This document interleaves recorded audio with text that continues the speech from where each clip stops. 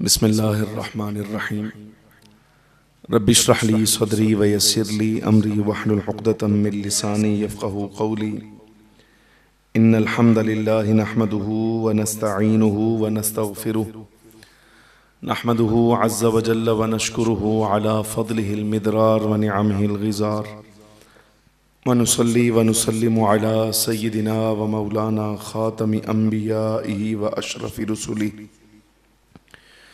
سيدنا ونبينا ومولانا محمد المصطفى المختار فهو خيار من خيار من خيار صلى الله تعالى وبارك وسلم عليه وعلى آله الأطهار وصحابته الأبرار المہاجرین منہم والانصار والتابعین ومن تبعہم بإحسان ما تعاقب اللیل والنہار اما بعد فاعوذ باللہ من الشیطان الرجیم بسم اللہ الرحمن الرحیم ویحل لهم الطیبات ویحرم علیہم الخبائث ویضع عنہم اسرہم والاغلال التي كانت علیہم صدق اللہ مولانا العظیم وصدق رسولہ النبی الکریم الامین ونحن على ذلك لمن الشاہدین والشاکرین والحمد للہ رب العالمین ان اللہ وملائکتہ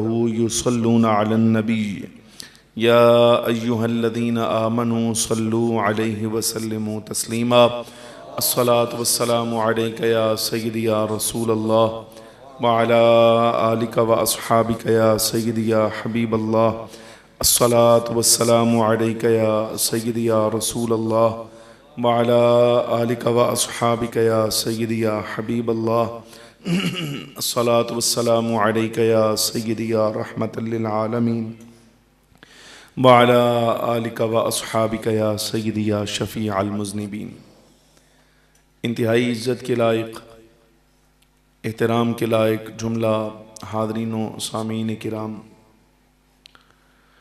قرآن عزیز فرقان مجید کی ایک آیہ مبارکہ سورہ الاعراف سے اس کا کچھ حصہ آپ کے سامنے تلاوت کیا ہے۔ دعا فرمائیے اللہ تبارک و تعالی حق بیان کرنے کی توفیق عطا فرمائے۔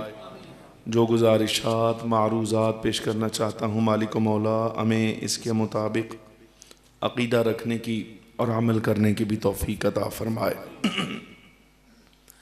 آج کی یہ نشست حضور پرنور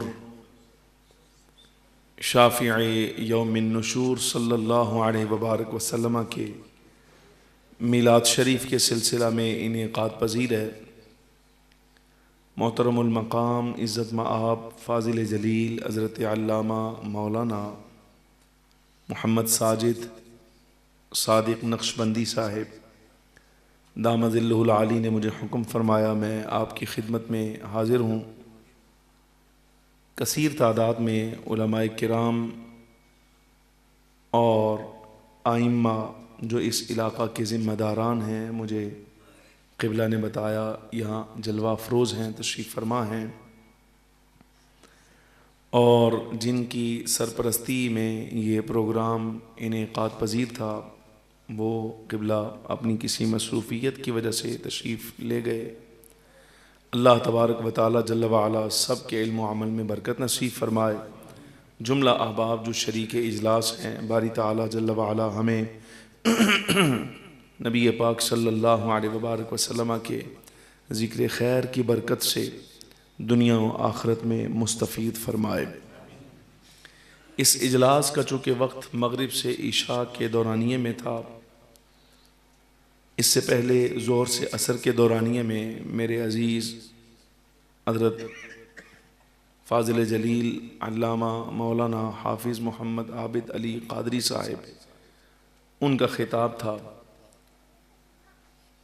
آپ کو معلوم ہے کہ ملکی حالات پریشان کن تھے، جس وجہ سے رات ویسے نکلنے کا ارادہ تھا ہمارا، تو رستے بند ہونے کی وجہ سے اور سواریاں بھی میسر نہیں تھیں، اس لیے صبح کچھ تاخیر کے ساتھ نکلے، پھر اسلام آباد میں بھی کچھ پریشانی کا سامنا کرنا پڑا۔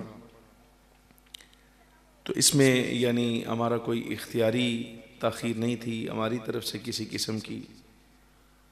ویسے جملہ احباب کو اللہ تبارک و تعالی جل وعلا اس لحاظ سے بھی جزا عطا فرمائے کہ آپ نے انتظار فرمایا اور اب بھی یہاں آپ گفتگو سننے کے لیے تشریف فرما ہیں. باری تعالی جل وعلا آپ کو اس عمل کی جزائے خیر عطا فرمائے. قبلہ کے ساتھ ہمارا تعلق زمانہ طالب علمی میں سن 2006 میں قائم ہوا اور 14 تک درسیات کے طور پر قائم رہا. ابتدائی سال اول سے لے کر دورہ حدیث تک ہم جماعت رہے. پھر لاہور میں یہ جہاں رہائش رکھتے تھے ہمارا دربارشی بزرگوں کا جن کے ساتھ میرا تعلق ہے وہ دربارشی بھی وہیں قریب ہی تھا. ہمارا آنا جانا بھی اکٹھے رہا, کھانا پینا اکٹھے رہا. الحمدللہ رب العالمین 8 سال کا دورانیہ ہمارا درسیات کا اور طلب علم کا اکٹھے گزرا.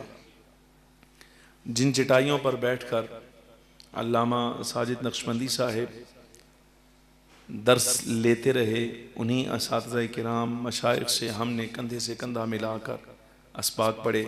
بندہ ناچیز علامہ ساجد صاحب, ڈاکٹر عابد علی قادری صاحب, علامہ محمد فہد بیگ قادری صاحب, وہ بھی جلوہ افروز ہیں یہاں پر تشریف فرما ہیں. ہم سب ہم جماعت تھے. آپ کے کشمیر کے اور بھی احباب ایسے جو ہمارے ہم کلاس تھے. اللہ رب العالمین جل وعلا انہیں جزائے خیر عطا فرمائے. انہوں نے مجھے یاد فرمایا. میں آپ کے سامنے حاضر خدمت ہوں. بلا تاخیر کچھ باتیں عنوان کے مطابق آپ کے سامنے عرض کروں گا. سفر کی تھکاوٹ ساتھ ہے. اگر کوئی بڑی امید آپ میرے سے لے کر آئے ہیں اور وہ میں پوری نہ کر سکوں اس لحاظ سے مجھے معذور سمجھیے گا کہ مسلسل کو 3-4 مہینے سے پروگراموں کا اور وہ سارا سلسلہ جاری ہے, اور خاص طور پہ یہ کل رات سے آج تک کا سفر, یہ سارے معاملات. تو ظاہر ہے ہماری ہمت اپنی جگہ رہی, لیکن اس کے باوجود یہ جسم کے اپنے تقاضے ہیں. جہاں یہ جواب دے جائے تو وہاں جو اختیار اور طریقہ کار, جو سوچ بچار ارادہ ہوتا ہے وہ ختم ہو جاتا ہے. گرامی قدر حاضرین, پاکستان سے یا پاکستان باہر سے ہمارے ہاں یہ جو ایک دستور اور قانون چلتا ہے کہ اس طرح کے حوافل, محفلیں اور اجلاس وہ نبی پاک صلی اللہ علیہ وسلم کے میلاد شریف کے سلسلہ میں ہوں یا حضور شہنشاہ بغداد سیدنا مرشد عالم غوث پاک رضی اللہ تعالی عنہ آپ کی شان و عظمت کے حوالہ سے بڑی 11ویں شریف کا مہینہ بھی جاری ہے, یا اس کے علاوہ جمادہ ثانیہ میں سیدنا ابو بکر صدیق رضی اللہ تعالی عنہ کا یوم مبارک ہو. پھر آگے چل کے آپ دیکھیں معراج شریف کا یا حضور مولا کائنات رضی اللہ تعالی عنہ کا یوم ولادت, اس تذکرہ میں رمضان شریف کے تذکار مبارکہ, محرم الحرام کے ایام. یہ جو ایک رسم آپ صدیوں سے سالوں سے دیکھتے چلے آ رہے ہیں کہ ایسے ہی اجلاس منعقد ہوتا ہے, آپ احباب انتظام کرتے ہیں اور گفتگو کرنے کے لیے باہر سے کسی فرد کو بلایا جاتا ہے, جیسے مہمان کے طور پہ میں آپ کے سامنے حاضر ہوں. تو اس کا مقصد یہ ہرگز نہیں ہوتا کہ ہم دور دراز سے کسی شخص کو بلا کر یہ دیکھتے ہیں کہ یہ کتنا اونچا بولے گا, کتنا اعلیٰ بولے گا, کتنی دیر بولے گا, اور الفاظ اس کے کیسے ہوں گے, مضامین اس کے کیسے ہوں گے. یہ ساری چیزیں انداز دیکھنا یہ مقصود نہیں ہوتا, بلکہ حقیقی مقصد یہ ہوتا ہے کہ بھئی تمہیں تمہارے ماں باپ نے پڑھنے کے لیے بھیجا, 7, 8, 10 سال کا دورانیہ تم نے درسیات میں گزارا, کوئی تجوید میں گزارا, کوئی حفظ قرآن میں گزارا, پھر اس کے بعد اب تدریس میں گزر رہا ہے. تو یہ جو تمہیں اللہ تبارک و تعالی نے توفیق دی, تم گھر سے نکلے, ماں باپ نے تمہیں وقف کیا اور تم مدارس میں جا کے وہاں خاک چھانتے رہے اور اساتذہ کے سامنے تم نے ذانوِ تلمذ کیا. یہ 8, 10 سال, 15 سال, 20, 25 سال کا جتنا دورانیہ تم نے پڑھا ہے, آؤ ہمیں اس موضوع پر کچھ سمجھنے کی ضرورت ہے. ہمارا چونکہ تعلق دنیاوی معاملات کے ساتھ ہے, جیسے آپ احباب ہیں, ہر بندے کا اپنا ایک پیشہ اور اپنا ایک کام ہوگا, تو ظاہر ہے اس طرح آپ احباب میں سے سب نے جیسا کہ ہم نے اپنے گھر سے نکل کر علم پڑھا, علامہ ساجد صاحب نے پڑھا, ڈاکٹر صاحب نے پڑھا, یا دیگر علماء یہاں بیٹھے ہیں, انہوں نے اپنے گھروں سے نکل کر دور دراز مدارس کا رخ کیا اور وہاں جا کے اساتذہ سے قرآن اور سنت کو سمجھ کے پھر یہاں آ کے ڈیرا لگایا. تو یہ اصل جو مقصد ہوتا ہے یہاں بیٹھنے کا وہ یہ ہوتا ہے تاکہ وہ 18 20 سال 25 سال کے دورانیے میں تم نے مشائخ اور بزرگوں سے جو کچھ پڑھا ہے، آؤ اس موضوع پر ہم تم سے یہ سمجھنا چاہتے ہیں، بتاؤ قرآن اور سنت ہماری کیا رہنمائی کرتا ہے اس بارے میں. یہ ہمارے ہاں جو محافل ہوتی ہیں، جو اجلاس ہوتے ہیں، ان کا یہ مقصد ہوتا ہے. اب جب کہ مقصد یہ ٹھہرا، میں بھی لاہور سے سفر کر کے یہاں آپ کی خدمت میں حاضر ہوا، تو قطعاً میں کوئی یہاں پہاڑیاں دیکھنے کے لیے نہیں آیا، نہ یہاں کا موسم جو ہے وہ انجوائے کرنے کے لیے آیا ہوں، نہ یہاں کے حال احوال دیکھنے کے لیے آیا ہوں، یعنی میں نظارے کرنے کے لیے نہیں آیا. اور آپ بھی یہاں جو جمع ہوئے ہیں، آپ بھی یہاں اس لیے نہیں ہوئے کہ بھئی دیکھیں کہ لاہور سے آنے والا انسان اور مولوی کیسا ہوتا ہے، عالم کیسا ہوتا ہے. آپ اور میں ایک باقاعدہ مقصد کے تحت یہاں جمع ہوئے ہیں، اور اس مقصد کا مطلب یہ ہے بھئی جو عنوان ہم نے اپنے وہاں فلیکس میں یا عنوان لکھ دیا ہے اپنے بینر میں، تم نے اس کے مطابق ہمیں بتانا ہے کہ فخر عالم صلی اللہ علیہ وبارک وسلم کا دین ہمیں کیا کہتا ہے، اور مسلمان ہونے کے ناطے ہمارا اس عنوان پر انداز کیا ہونا چاہیے. بس وہی سمجھنا سمجھانا مقصود ہے. جو موضوع میرے ذمہ لگایا گیا وہ ہے تعمیر انسانیت، نبی پاک صلی اللہ علیہ وبارک وسلم کی سیرت مبارکہ کی روشنی میں، سیرت کی روشنی میں تعمیر انسانیت. بس اسی پر کچھ معاملات آپ کے سامنے عرض کروں گا. آپ احباب سے گزارش ہے، توجہ درکار ہے، تھوڑا جا زندہ ہو کے بہنا انشاءاللہ تعالی. پنجابی، اردو، عربی، فارسی جڑی جڑی زبان سان آندی ہے وچ نال رہے ہیں، 8 سال رہے ہیں، تے ماں کی تے کی ہے بھی ساری تھوڑی جی کشمیری بولی بھی آ گئی ہے. تو جہاں کہیں جو بھی ہوگا اس کو قبول فرمائیے گا، لیکن آپ کی توجہ درکار ہے اتنی کہ کم از کم ہاں نہ آپ کرتے رہیں بے بات آپ کو سمجھ آ رہی ہے کہ نہیں آ رہی. بس اتنا کہ زندہ آپ نے رہنا ہے. گرامی مرتبہ سامعین حضرات، سیدنا آدم علیہ السلام سے لے کر حضرت سیدنا عیسیٰ علیہ السلام تک کم و بیش کوئی 1.25 لاکھ کے قریب انبیاء کرام علیہ السلام اللہ تبارک و تعالی جل وعلا نے اس کائنات میں مبعوث فرمائے. 1.25 لاکھ کے قریب انبیاء کرام علیہ السلام باری تعالی جل وعلا نے مبعوث فرمائے. توجہ درکار ہے، میں کچھ بھی ہو جائے، یعنی اوپر سے نیچے، نیچے سے اوپر کچھ بھی جائے، آنکھ اور دماغ دونوں میری طرف رہنا چاہیے. وہ گرا میرے سر پہ ہے لیکن میری توجہ نہیں ہٹی.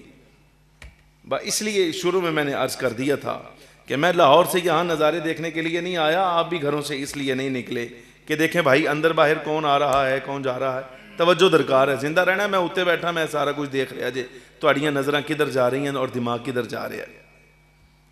بس توجہ درکار ہے، مسئلہ سمجھنا. سیدنا آدم علیہ السلام سے حضرت عیسیٰ علیہ السلام تک جتنے بھی انبیاء کرام علیہم السلام اللہ تبارک و تعالی جل وعلا نے اس کائنات میں مبعوث فرمائے.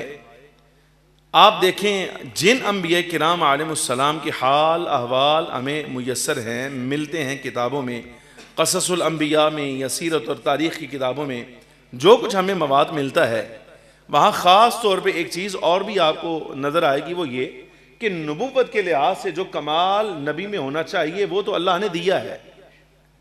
رسالت کے لحاظ سے جو کمال رسول میں ہونا چاہیے وہ تو اللہ نے دیا ہے.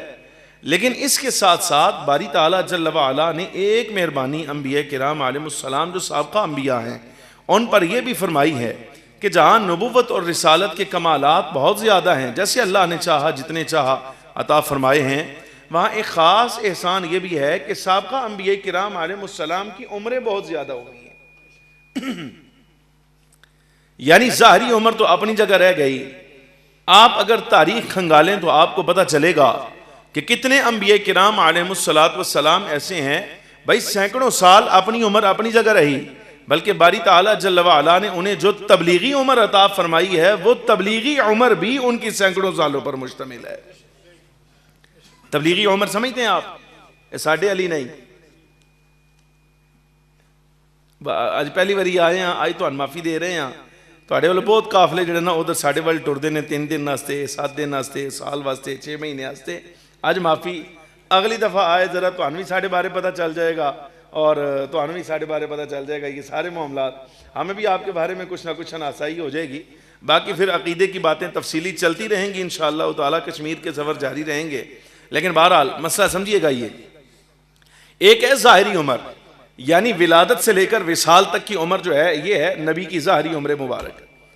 لیکن درمیان میں اسی عمر میں ایک حصہ ایسا ہے جہاں اللہ تبارک و تعالیٰ جل وعلا کی جناب سے حکم آ گیا کہ اے پیارے نبی اب آپ نبوت کا یا رسالت کا اعلان فرمائیے. اب جب اعلان نبوت یا رسالت کیا ہے تب سے لے کے وصال تک آخری عمر تک یہ جو حصہ قرار پایا ہے یہ تبلیغی عمر بھی قرار پائی ہے, ظاہری عمر بھی ہے اور اس کے ساتھ ساتھ تبلیغی عمر بھی ہے انبیاء کرام علیہم السلام کی. آپ دیکھیں گے کہ جس طرح سینکڑوں برس اپنی ذاتی عمر ہے اسی طرح انبیاء کرام علیہم السلام کو تبلیغی عمر بھی بہت زیادہ عطا فرمائی گئی. نیرا حضرت سیدنا نوح علیہ السلام کے بارے میں آپ قرآن عزیز کا مطالعہ فرمائیے تو قرآن عزیز کہتا ہے کہ 950 برس کا دورانیہ اللہ تبارک و تعالیٰ جل وعلا نے آپ کو عطا فرمایا, جس نے آپ نے دین حق اسلام اور اپنی جو شریعت تھی آپ نے اس کی تبلیغ فرمائی ہے 950 سال کا دورانیہ. یعنی ایسی طویل عمریں اللہ تبارک و تعالیٰ جل وعلا نے اور بھی انبیاء کرام علیہم السلام کو عطا فرمائیں. لیکن وہاں آپ تاریخ اور سیرت کا مطالعہ کریں تو آپ کو معلوم ہوگا کہ اس نبی میں جو نبی بھی کسی قوم کی طرف مبعوث ہوئے اللہ تبارک و تعالیٰ جل وعلا نے جو کمالات انہیں عطا فرمائے تھے اور پھر ساتھ ہی ساتھ انہیں جو تبلیغی عمر عطا فرمائی تھی, ان دونوں کے لحاظ سے یعنی کمالات کے لحاظ سے بھی اور عمر تبلیغی بھی بہت زیادہ ہونے کے لحاظ سے جیسے ان کے وجود سے فائدہ اٹھانے کا حق تھا امتوں نے نہیں اٹھایا. زندہ ہو ہاں نہ کرتے رہنا, یعنی کو تھوڑا وہ سبحان اللہ ماشاءاللہ اب ہی اپنی عادت نہیں ہے کہلوانے کی, آپ تھوڑا سا یعنی زندہ ہونے کا ثبوت پتہ چلتا رہے بھئی شاہ جی زندہ لوگوں میں تقریر کر رہے ہیں. مسئلہ سمجھیں کہ انبیاء کرام علیہم السلام کے وجود سے کمالات ہیں وہاں پر معجزات بھی ہیں بہت سارے. آپ دیکھیں انبیاء سابقین کے آپ معجزات پڑھیں آپ کو مل جائیں گے, سب کچھ ہے. لیکن وہاں نفع اٹھانے والوں نے ویسے نفع نہیں اٹھایا جیسے اٹھانے کا حق تھا. بخاری جامع صحیح بخاری کی میں ایک روایت آپ کے سامنے پیش کروں. سیدنا عبداللہ ابن عباس رضی اللہ تعالی عنہما اس کے راوی ہیں, کتاب الرقاق کی روایت. فخر عالم نور مجسم صلی اللہ علیہ وبارک وسلم کو جو معراج عطا فرمائی گئی, حضرت شیخ اکبر محی الدین ابن العربی رضی اللہ تعالی عنہ آپ نے فرمایا کہ ویسے قرآن عزیز نے تو نبی علیہ السلام کی ایک معراج کا تذکرہ کیا ہے, سبحان الذی اسری بعبدہ لیلا من المسجد الحرام الی المسجد الاقصی الی آخر اس آیت مبارکہ میں. لیکن حدیث مبارکہ میں بھی دیکھا جائے تو نبی علیہ السلام کے مشاہدات ملا کر ہمیں جو تعداد ملتی ہے اس سے معلوم ہوتا ہے کہ ظاہری یعنی جسمانی اور روحانی دونوں لحاظ سے جو نبی علیہ السلام کو معراج دی گئی وہ تو ایک معراج ہے جس کا تذکرہ قرآن عزیز میں آیا. البتہ امام الانبیاء صلی اللہ علیہ وبارک وسلم کو اس کے علاوہ بھی باری تعالیٰ جل وعلا نے 33 مرتبہ مختلف مراحل میں معراج نصیب فرمائی ہے. یہ اس میں سے ایک ہے جو ابھی آپ کے سامنے پڑھنے لگا ہوں. شیخ اکبر نے صرف تعداد بتائی ہے, میں بخاری کی روایت سے آپ کے سامنے سبحان الذی اسری بعبدہ کے علاوہ جو معراجیں ہیں ان میں سے ایک معراج کا تذکرہ پڑھنے لگا ہوں. فخر عالم صلی اللہ علیہ وبارک وسلم فرماتے ہیں کہ امتیں مجھ پر پیش کی گئیں, عرضت علی الامم, فرمایا امتیں پیش کی گئیں مجھ پر. یہ یعنی سرکار نے جو منظر ملاحظہ فرمایا وہ یہ تھا کہ میدان محشر قائم ہے, نبی پاک صلی اللہ علیہ وبارک وسلم بحکم الہی ایک مقام پر کھڑے ہیں اور وہاں سیدنا آدم سے لے کے حضرت عیسیٰ علیہ السلام تک جتنے انبیاء کرام علیہ السلام اس کائنات میں تشریف لائے اللہ تبارک و تعالیٰ نے ہر نبی بما امت کے نبی علیہ السلام کے سامنے سے گزارا ہے. یہ جامع صحیح بخاری کا مضمون آپ کے سامنے پڑھ رہا ہوں. یعنی نبی علیہ السلام فرماتے ہیں عرضت علی الامم, مجھ پر امتیں پیش کی گئیں تو کیا دیکھا. فخر عالم صلی اللہ علیہ وبارک وسلم فرماتے ہیں ایک نبی ایسے میرے سامنے سے گزارے گئے یمر معہ الامہ, کہ جب وہ سربراہی فرما رہے ہیں سالاری فرما رہے ہیں آگے آگے نبی چل رہے ہیں تو باقاعدہ ایک پوری جماعت ہے جو امتی ہونے کے ناطے اس نبی کے پیچھے چل رہی ہے. یہ ایک نبی کا مقام. سرکار نے فرمایا پھر میرے سامنے سے ایک اور نبی گزارے گئے, ان کو میں نے ملاحظہ کیا, توجہ میرے والے, ان کو میں نے ملاحظہ کیا, ان کے ساتھ پہلے نبی کے ساتھ امت گزری ہے. یمر معہ النفر، فرمائیے جو دوسرے نبی گزارے گئے ہیں یہاں سے ایک جماعت گزاری گئی ہے، یعنی امت سے کچھ کم. نبی علیہ الصلوۃ والسلام نے ارشاد فرمایا پھر ایک اور نبی میری نگاہوں کے سامنے سے میرے سامنے سے گزارے گئے. یمر معہ العشرہ، فرمایا ان کے ساتھ 10 بندے گزارے گئے ہیں. یعنی عمر تبلیغی آپ اندازہ فرمائیے سینکڑوں سال پر مشتمل، لیکن امت کتنی گزاری گئی؟ 7-10 بندے. نبی علیہ الصلوۃ والسلام نے ارشاد فرمایا والنبی یمر معہ الخمسہ، فرمایا ایک نبی بھی ایسے بھی میرے سامنے سے گزارے گئے جن کے ساتھ نہ امت ہے، نہ نفری ہے، نہ جماعت ہے، حتیٰ کہ ان کے ساتھ گزارے جانے والے لوگوں کی تعداد صرف 5 ہے جو ان کے کہے پر ایمان لائے ہیں. بس 5 بندے ایمان لائے. عمر تبلیغی وہ سینکڑوں سال پر مشتمل.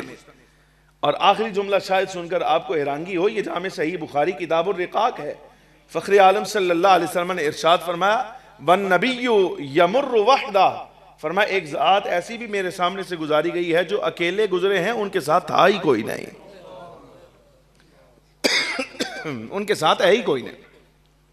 یعنی صرف یہ مقدمہ سمجھیے، مسئلہ سمجھیے. اگر یہ بات سمجھ آ جائے حدیث مبارکہ کی روشنی میں تو میرا وہ جملہ مؤکد قرار پایا کہ انبیاء سابقین کو اللہ تبارک و تعالیٰ نے جہاں معجزات دیے ہیں وہاں ایک کمال یہ بھی دیا کہ ان کو عمر زیادہ دی. پھر عمر زیادہ دے کر ایک مزید کمال جو عطا فرمایا ہے وہ یہ کہ ان کی نبوت کا دورانیہ اور تبلیغ کا دورانیہ جو ہے وہ بھی بہت زیادہ لمبا ہے. حضرت نوح علیہ السلام کا 950 برس. لیکن فخر عالم صلی اللہ علیہ وبارک وسلم کی اس حدیث مبارکہ سے جو میں نے آپ کے سامنے پڑھی یہ ثابت ہوا کہ سابقہ انبیاء کرام علیہم السلام کے وجود سے باوجود کمالات زیادہ ہونے کے، باوجود عمر زیادہ ہونے کے، باوجود تبلیغی عمر بھی زیادہ ہونے کے، جیسے نفع اٹھانا چاہیے تھا امتوں نے نہیں اٹھایا. لیکن فخر عالم صلی اللہ علیہ وبارک وسلم جن کا کلمہ آپ نے اور ہم نے پڑھا ہے، ہمارے آقا و مولا صلی اللہ علیہ وبارک وسلم کی یہ شان ہے کہ ظاہری کل عمر مبارک حضور کی دیکھی جائے تو صرف 63 برس. ظاہری عمر مبارک صرف 63 برس، اور تبلیغی عمر دیکھی جائے تو 40 بھی اس میں سے آپ نکالیے کہ وہ اعلان نبوت سے پہلے کا زمانہ ہے. تبلیغی عمر کے لحاظ سے دیکھا جائے تو فخر عالم صلی اللہ علیہ وبارک وسلم کا دورانیہ ظاہری لحاظ سے وہ صرف اور صرف 23 برس کا بنتا ہے، لیکن عمر کم، تبلیغی دورانیہ بھی کم.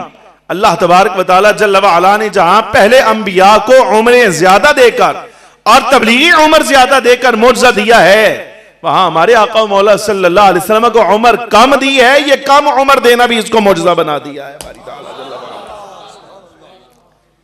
یعنی سرکار کی عمر مبارک کم بھی ہو تو عمر کم اگرچہ ہے لیکن وہ آپ کو ایسی کامل نظر آئے گی، ایسی اکمل نظر آئے گی کہ گرامی قدر حاضرین اگر سوچ کے لحاظ سے، فکر کے لحاظ سے اور عقل کے لحاظ سے دیکھا جائے تو عقل تسلیم نہیں کرتی کہ تبلیغی دورانیہ 23 برس کا ہو، لیکن کوئی بچہ آ جائے، بوڑھا آ جائے، مرد آ جائے، عورت آ جائے، آزاد آ جائے، غلام آ جائے، مشرق مغرب شمال جنوب، زمین والے آسمان والے، کوئی بھی آئیں، لیکن ہر ایک بندے کو اس 23 سالہ دورانیے سے اپنے حصے کا فیض مل جائے تو یہ صرف اگر اعزاز ہے تو ہمارے آقا و مولا صلی اللہ علیہ وسلم کو اللہ نے عطا فرمایا ہوا.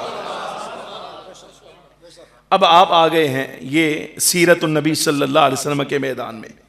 یعنی ایسی عمر ہے فخر عالم صلی اللہ علیہ وسلم کی. یہ ایک جائزہ آپ کے سامنے پیش کرنے لگا ہوں.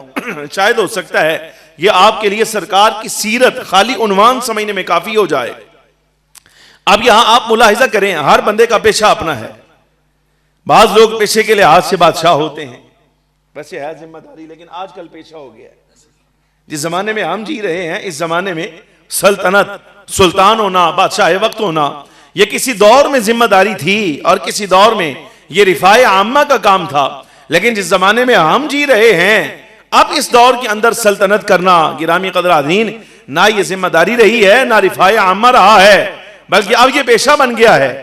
لیکن بالفرض سلاطین عالم اگر دیکھے جائیں، خالی نیرا کشمیر اور پاکستان کا معاملہ نہیں بلکہ پوری دنیا کے تمام عالم اسلام کے بادشاہوں کو دیکھا جائے، اب بادشاہ جس وقت نبی علیہ الصلوۃ والسلام کی سیرت کھولے گا تو ظاہر ہے اس کا پہلا مقصد یہی ہوگا کہ مجھے سلطنت کے حوالے سے مجھے نبی علیہ الصلوۃ والسلام کی سیرت سے کچھ نمونے مل جائیں جہاں میں عمل کروں، میری رعایا کا کام ہو جائے، ان کے لیے آسانی ہو جائے۔ جب سلاطین جو ہیں، بادشاہ جو ہیں اور حکمران وقت صاحبان اقتدار نبی علیہ الصلوۃ والسلام کی سیرت اگر کھولتے ہیں، پڑھنا چاہتے ہیں، تو ان کا مقصد یہ ہے کہ ہمیں جنگی اصول سمجھ آ جائیں، یہاں ہمیں رفاع عامہ کے معاملات سمجھ آئیں، نظام کیسے چلانا ہے، ریاست کیسے چلانی ہے، ہمیں یہ سمجھ آ جائے۔ تو سلاطین عالم یہ کہنے پر مجبور ہے دورانیہ 23 سالہ ہے، اس دورانیے میں سے بھی 13 سالہ آپ نبی علیہ الصلوۃ والسلام کے گزاریے۔ جو 13 سال مکہ مکرمہ میں مشقت اور اذیت کے گزرے ہیں ان کو آپ مستثنا کیجئے۔ پیچھے 10 سال رہ گئے، 10 سال میں بھی نبی علیہ الصلوۃ والسلام نے آتے ہی مدینہ منورہ میں جو نظام قائم فرمایا ہے، اگر کوئی بادشاہ اس نظام کو پڑھنا چاہے تو بادشاہ یہ کیا اٹھے گا، یہ کیسی سلطنت ہے، یہ کیسی ریاست ہے، اور یہاں صاحب اقتدار ذات والا صفات کیسی با کمال ہے کہ یہاں ہمیں سلطنت بھی نظر آ رہی ہے، یہاں ہمیں شاہی بھی نظر آ رہی ہے، یہاں ہمیں جنگی عالم بھی نظر آ رہے ہیں، یہاں ہمیں فوج بھی نظر آ رہی ہے، یہاں کلیکٹر بھی نظر آ رہے ہیں، یہاں منصف بھی نظر آ رہا ہے، عدالت بھی نظر آ رہی ہے، فیصلے بھی نظر آ رہے ہیں۔ الغرض ریاست کے جتنے ستون ہیں وہ سارے کے سارے اگر کوئی تلاش کرنا چاہے تو نبی پاک صلی اللہ علیہ وبارک وسلم کی ذات والا صفات کی خالی سیرت اگر پڑھ لی جائے تو سیرت سے، سلطنت سے متعلق کوئی کام ایسا ہے ہی نہیں جو نبی علیہ الصلوۃ والسلام کی سیرت سے نہ ملے، بلکہ کمال اللہ نے رکھا ہے کہ سلطنت اگر کوئی انسان کا بچہ بن کے چلانا چاہتا ہے، سرکار کی سیرت پڑھتا چلا جائے، جس پہلو پر بھی عمل کرے گا اللہ تبارک و تعالیٰ وہاں برکتوں کے احوال جو ہیں وہ ظاہر فرما دے گا۔ نعرہ تکبیر، اللہ نعرہ رسالت، نعرہ تحقیق، نعرہ حیدری، تاجدار ختم نبوت، عالم ہے، شان مصطفیٰ، مرحبا، علماء ہیں، یہ آپ کے سامنے بیٹھے ہیں۔ اب عالم کا مزاج اپنا ہے، شاہی مزاج اپنا ہوتا ہے، عالم کا مزاج اپنا ہوتا ہے، یہ علماء بیٹھے ہیں۔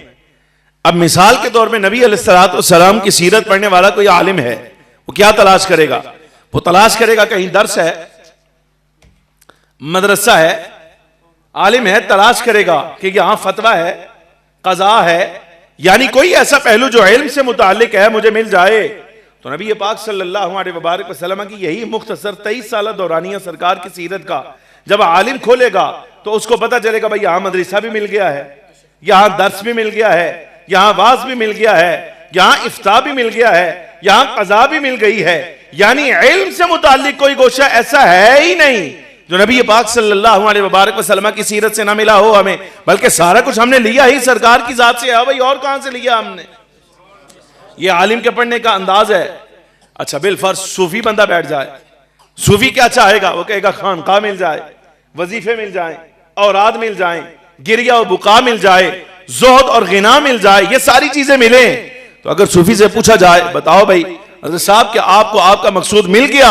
وہ کہے گا مجھے صبح کی صورت میں سرکار دو عالم صلی اللہ علیہ وسلم کی مسجد کا وہ چبوترا جس پر فقراء آرام کرتے ہیں، دن رات گزارتے ہیں، مجھے وہاں اس صورت میں خانقاہ بھی نظر آئی ہے۔ سرکار جب ان کی تربیت کریں تو وہاں حضور علیہ الصلوۃ والسلام کے مجھے وہاں درس بھی نظر آئے ہیں، مجھے سرکار کے وظائف بھی ملے ہیں، حضور کے اوراد بھی ملے ہیں، نبی علیہ الصلوۃ والسلام کا فقر بھی ملا ہے، سرکار کا غنا بھی ملا ہے، بے نیازی بھی ملی ہے۔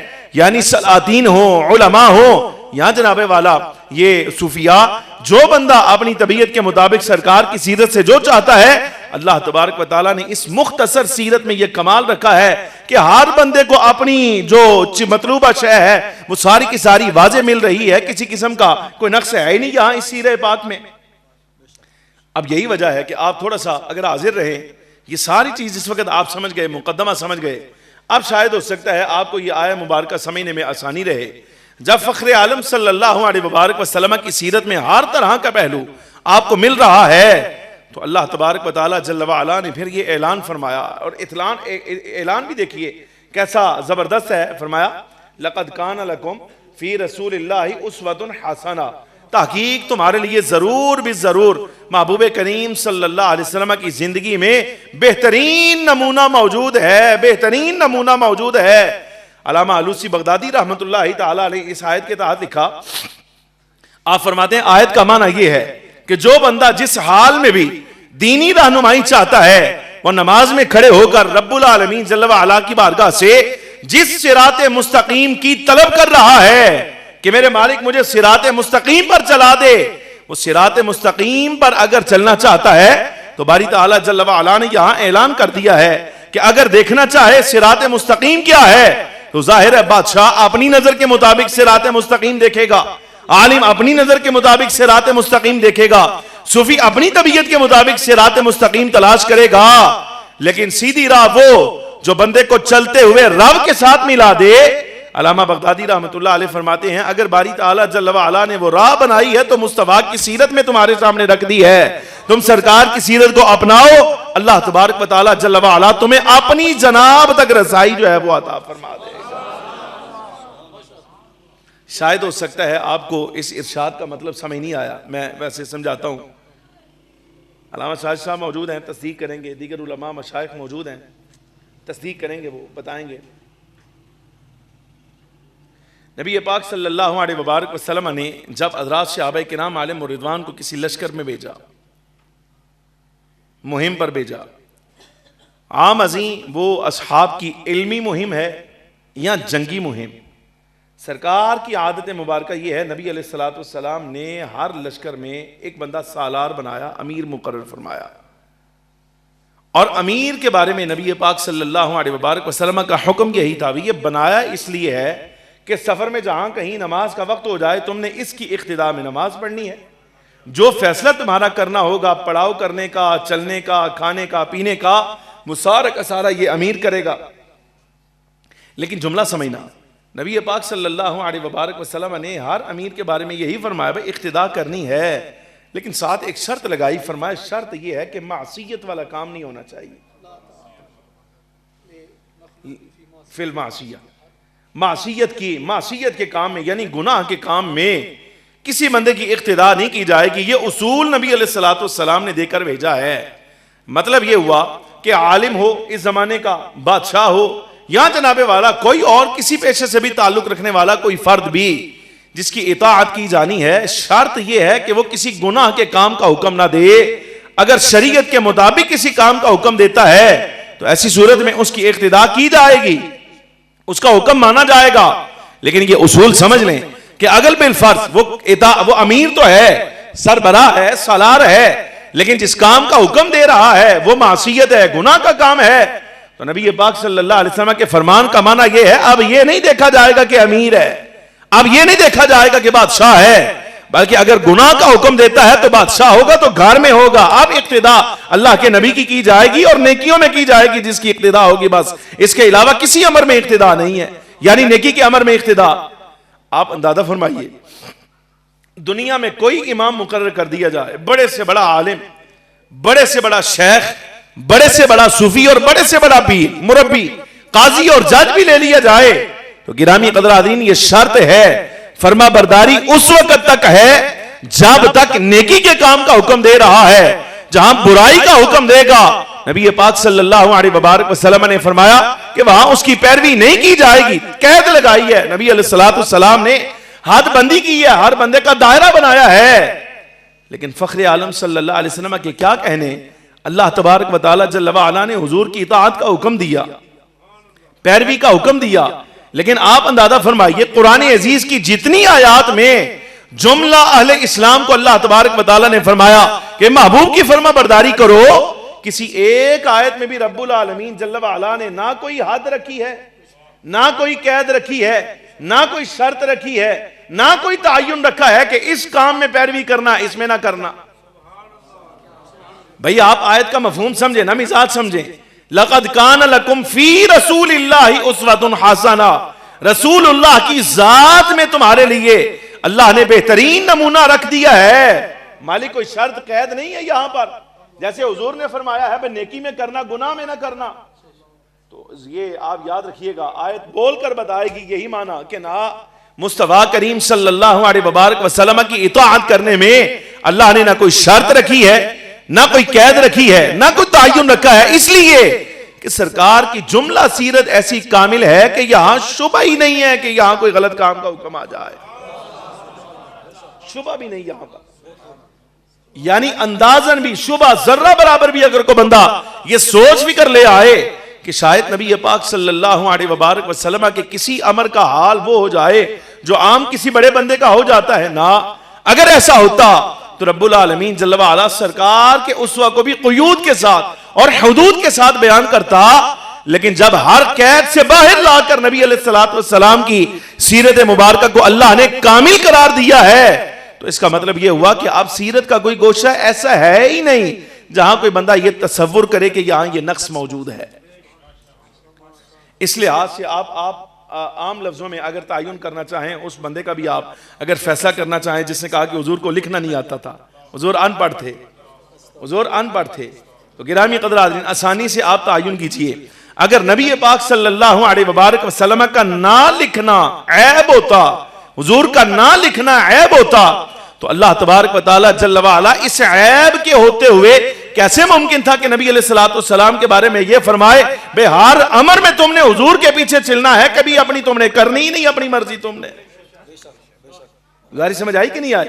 سرکار کا نہ لکھنا یہ کتنی حکمتوں کے ساتھ ہے، اس کا تو اندازہ ہی کوئی نہیں کر سکتا، یہ شان ہے، یہ نبی علیہ السلام کی عظمت ہے، جسے مولوی صاحب نے کہا یہ نقش ہے حضور کو لکھنا نہیں آتا تھا، لکھنا نہیں آتا تھا، معاذ اللہ ثم معاذ اللہ۔ میرا موضوع نہیں وگرنہ اس پر بات چلاتا تو میں کچھ تحقیق آپ کے سامنے اس پر بھی پیش کرتا۔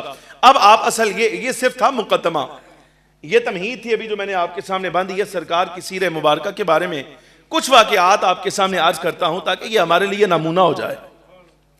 گرامی قدر حاضرین، فخر عالم نور مجسم صلی اللہ علیہ وبارک وسلم کے بارے میں سب سے پہلا اسوہ سرکار کا اس وقت معاشرتی لحاظ سے جو آپ کے سامنے میں عرض کرنا چاہتا ہوں وہ یہ ہے کہ آپ یہ دیکھیے کہ اس دنیا میں آ کر زندگی میں ہمیں سن شعور کے بعد جو زندگی ہم نے گزاری ہے، یہاں شریک برادری، یہاں مخالف پارٹی، یہاں یہ یہاں وہ فلاں فلاں فلاں خاندانی معاملات، ہمیں بڑا کچھ سامنا کرنا پڑا، لیکن حقیقت یہ ہے کہ جتنی کہ مخالفت حضور اکرم صلی اللہ علیہ وسلم نے اپنے مشن میں دیکھی ہے، اتنی مخالفت تو ہمیں ہماری زندگی میں کبھی پیش نہیں آئی نا۔ گزارش سمجھ آ رہی کہ نہیں آ رہی؟ یہ سیرت کا پہلا جو ہے وہ نقطہ آپ کے سامنے عرض کرنے لگا ہوں تعمیر انسانیت کے لحاظ سے، مطلب یہ جہاں اللہ تبارک و تعالیٰ نے یہ فرمایا نا لَقَدْ كَانَ لَكُمْ فِي رَسُولِ اللَّهِ أُسْوَةٌ حَسَنَةٌ، تمہارے لیے اللہ کے رسول کی ذات میں بہترین کامل نمونہ رکھ دیا گیا ہے، اس کا مطلب یہ ہے کہ اس کامل نمونے کو دیکھتے جاؤ، پڑھتے جاؤ، سنتے جاؤ، سمجھتے جاؤ اور بندے بنتے جاؤ۔ تعمیر انسانیت عنوان انہوں نے لکھا، جنہوں نے ہمارے میزبان ہیں انہوں نے لکھا نا تعمیر انسانیت، تو تعمیر انسانیت سے ان علماء اور مشائخ بزرگوں کا مطلب یہ ہے بھئی آؤ تمہیں سمجھائیں کہ بندہ کب بنتا ہے، سمجھ آ رہی کہ نہیں آ رہی؟ یعنی نبی علیہ السلام کی سیرت کی صورت میں اور سیرت کی روشنی میں بندہ کب بنے گا، آج آپ یہ سمجھنے کے لیے آئے ہیں اور میں بندہ ناچیز آپ کو سمجھانے کے لیے آیا ہوں، یہ ہے عنوان جس پر گفتگو آپ کے سامنے کرنی ہے۔ اب اس لحاظ سے جو پہلا نقص ہے ہمارے اندر اس کو دور کرنے کے لیے یہ مرحلہ آپ دیکھیے کہ ایسی مخالفت جو سرکار دو عالم نور مجسم صلی اللہ علیہ وبارک وسلم نے اپنی زندگی میں ظاہری حیات میں حضور نے برداشت کی ہے، ایسی ہمیں تو پیش نہیں آئی، لیکن فخر عالم صلی اللہ علیہ وسلم کا اسوہ کیا رہا؟ آپ دیکھیے انتقامی کارروائی کا اگر موقع مل جائے، مرحلہ آ جائے، اختیار آ جائے، بندے پر ظلم اس وقت تک ہوتا ہے جب تک ظاہر لحاظ سے بندہ کمزور ہوتا ہے، لیکن جس وقت ظاہر لحاظ سے بندہ سٹرونگ ہو جائے، قوی ہو جائے، وہ چاہے مالی اعتبار سے یا حمایتیوں کے اعتبار سے، تو ایسی صورت میں انتقام لینے کی قدرت آ جاتی ہے۔ تو سرکار دو عالم صلی اللہ علیہ وسلم کا اسوہ ہمیں کیا کہتا ہے انتقام لینے کے لحاظ سے؟ بس یہ ملاحظہ فرمائیے، سن 9 ہجری نبی پاک صلی اللہ علیہ وبارک وسلم کی ظاہری حیات مبارکہ کا آخر سے پہلا جہاد، ویسے تو فخر عالم صلی اللہ علیہ وسلم نے کم و بیش آپ کی ظاہری حیات میں ایک قول کے مطابق تحقیق کے مطابق 27 غزوات ہوئے، تقریباً 27 کے قریب۔ امام بخاری رحمۃ اللہ تعالی علیہ نے کتاب المغازی جس وقت قائم کیا، وہ ساری بحث حافظ الدنیا امام ابن حجر عسقلانی رحمۃ اللہ علیہ نے وہاں کی ہے، جتنے اقوال بھی موجود ہیں، 10 کا قول ہے، 15 کا قول ہے، 27 کا ہے، 47 کا ہے، 40 کا ہے، جتنے اقوال بھی، لیکن جو تحقیق شدہ قول ہے نا وہ یہ ہے کہ 27 جنگیں نبی پاک صلی اللہ علیہ وبارک وسلم کی ظاہری حیات میں ہوئیں۔ بعض غزوات ایسے تھے جہاں سرکار نے خود شرکت فرمائی، اور کچھ غزوات میں نبی علیہ السلام نے اپنا نائب کسی صحابی کو مقرر کر کے وہاں روانہ فرمایا۔ یہ ٹوٹل 27 کے قریب بنتی ہیں۔ تو جن غزوات میں فخر عالم صلی اللہ علیہ وبارک وسلم خود شریک ہوئے، ان غزوات میں سے آخر سے پہلا جہاد تھا جس کو غزوہ حنین کہا جاتا ہے۔ یہاں فخر عالم صلی اللہ علیہ وسلم کا اور اہل اسلام کا جو مقابل دشمن آیا، گرامی قدر حاضرین، اتنا ترگڑا دشمن، ایسا ترگڑا دشمن کہ گرامی قدر حاضرین پورے عرب میں ان جیسا تیر انداز تھا ہی کوئی نہیں۔ یعنی بنو ثقیف لڑنے میں اتنے ماہر تھے، اتنے جنگجو تھے کہ پورے عرب میں ان جیسا لڑنے کا انداز کسی کا نہیں تھا۔ اور آئے کس طرح، یہ کس انداز میں لڑنے کے لیے، کس اپنی جو ہے وہ جد و جہد کے ساتھ، آپ اندازہ فرمائیے، تاریخ کی کتابیں اٹھائیے، اینا اپنا بال بچہ کڈیا، جانور کڈے، سونا چاندی نکالا، جو کچھ ان کے پاس جو تھا نا غیر منقولہ جائیداد، منقولہ جائیداد جو منقول ہو سکتی ہے، سارا کا سارا، غلام بھی لے آئے، بچے بھی لے آئے، عورتوں کو بھی لے آئے، بوڑھوں کو لے آئے، اپنا سونا لے آئے، چاندی لے آئے، جانور لے آئے، اور لا حنین کے میدان میں جناب والا انہوں نے پڑاؤ ڈالا اس ارادے سے بے مرے تے سارے ہی مرانگے، جب بچ گئے تھے ٹھیک، وگرنہ آج ارادہ یہ ہے کہ ہم نے اسلام کا قلعہ قمع کر کے یہاں سے جانا ہے، ویسے جانا ہی نہیں یہاں سے۔ وگرنہ آپ اندازہ فرمائیے اس سے پہلے یا اس سے بعد کون سی جنگ ایسی ہے جہاں لڑنے والا اپنے بال بچوں کو بھی ساتھ لے آیا، بدو ہی چلنا، کوئی جنگ ایسی نہیں۔ لیکن وہ لڑنے کا ان کا جذبہ ایسا تھا، انہوں نے کہا آپ مرے تھے بچیاں سمیت، بیویاں سمیت مرانگے، بچ گیا جڑا بچ گیا قسمت ہے۔ لیکن آج اسلام مخالف جو مہم ہے نا، آر پار کر کے جو ہے نا وہ ہم نے واپس آنا ہے، اس کے بغیر نہیں آنا۔ اچھا، جنگی ان کی حکمت عملی ایسی تھی، نبی علیہ السلام کے حنین کے میدان میں پہنچنے سے پہلے انہوں نے وہاں جو ہے وہ، میں نے اس میدان کی زیارت کی ہے جعرانہ سے آگے، حنین کے میدان کی، وہ پہاڑی علاقہ تھا، یہاں آ کے انہوں نے گھات لگا کو 50 بندہ ادھر بیٹھ گیا، 10 ادھر بیٹھ گئے، 20 وہاں بیٹھ گئے، 100 ادھر بیٹھ گیا، ایسے کر کے تھے ہزاروں کی تعداد میں۔ اچھا، دوسری طرف یہاں مکہ مکرمہ ابھی فتح ہوا، نبی علیہ السلام جس وقت لشکر لے کر چلے تو سامعین گرامی قدر حال یہ ہوا کہ مکہ مکرمہ فتح مکہ کے موقع پر 2000 بندہ ایسا تھا جو ابھی ابھی نیا مسلمان ہوا تھا، انہوں نے کبھی ایسی جنگی حالت دیکھی نہیں، اے جوان جو شیلے، اتفاق قدرت کی حکمت آپ کہیے کہ جس وقت نبی پاک صلی اللہ علیہ وسلم کا لشکر یہاں سے نکلا تو 12000 کی تعداد میں 2000 بندہ وہی جو ابھی نو مسلم ہے، نیا اسلام لایا ہے، یہ آگے لگ گئے۔ یہ جوش و جذبے کے ساتھ کہ اسلام کی حمایت ہے، سر بلندی ہے، اعلاء کلمت اللہ ہے، اور نعرہ آئے تکبیر جو ہے وہ سارے کے سارے بلند کر دیں۔ 2000 بندہ جس ویلے آگے لگا، 10,000 اہل اسلام کا لشکر ذات پیچھے پیچھے میدان حنین میں جس وقت یہاں ابھی داخل ہوئے تھے، یہ 2000 بندہ آگے، وہاں سے تیروں کی برسات ہوئی اور تیر بھی ہزاروں کی تعداد میں۔ اچھا، ایک بات میں آپ کے سامنے عرض کروں، فخر عالم صلی اللہ علیہ وسلم نے جتنی جنگیں لڑی ہیں، یہ قدرت کا حسن اتفاق ہے کہ وہاں اہل اسلام کی تعداد کم ہوتی تھی، کفار کی تعداد زیادہ ہوتی تھی۔ آپ اندازہ فرمائیے کہ اگر اہل اسلام 313 ہیں تو کفار 1000 ہیں، اگر اہل اسلام 750 ہیں تو کفار 3000 ہیں، اتنا فرق ہوتا تھا۔ اب یہاں اگر اہل اسلام کی تعداد 12000 ہے تو کافروں کی تعداد تو تسی اندازہ کرو بھائی کتنے ہوں گے۔ یہ جناب والا، یہ جس وقت میدان میں آئے تو اگر ایک ایک بندہ ایک ایک تیر بھی چلائے اور ایک ہی وقت میں وہ سارے کے سارے تیر نکلے ہیں تو جناب والا کو 12-15 ہزار تیر اچانک جس وقت سامنے پڑے گا۔ اچھا، اتفاق ایسا ہوا وہ 2000 بندہ جو آگے، انہوں نے کیفیت دیکھی، تیر چلے نا تو ان کے قدم اکھڑ گئے، یہ بھاگے واپسی کی طرف۔ اب وہ بھگدڑ مچی، کچھ نقصان بھی ہوا، لیکن اللہ تبارک و تعالی جل وعلا نے اس حکمت کے ساتھ اہل اسلام کو فتح عطا فرمائی۔ جعرانہ جو ہے حنین فتح بھی ہوا۔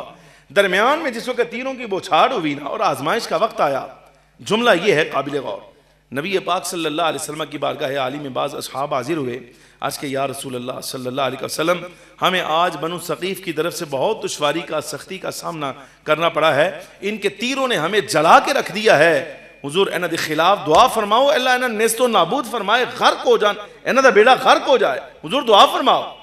نبی پاک صلی اللہ علیہ وسلم نے دست دعا بلند فرمایا۔ یہ ہے اب تعمیر کردار، تعمیر شخصیت، اب بندہ بننے لگے۔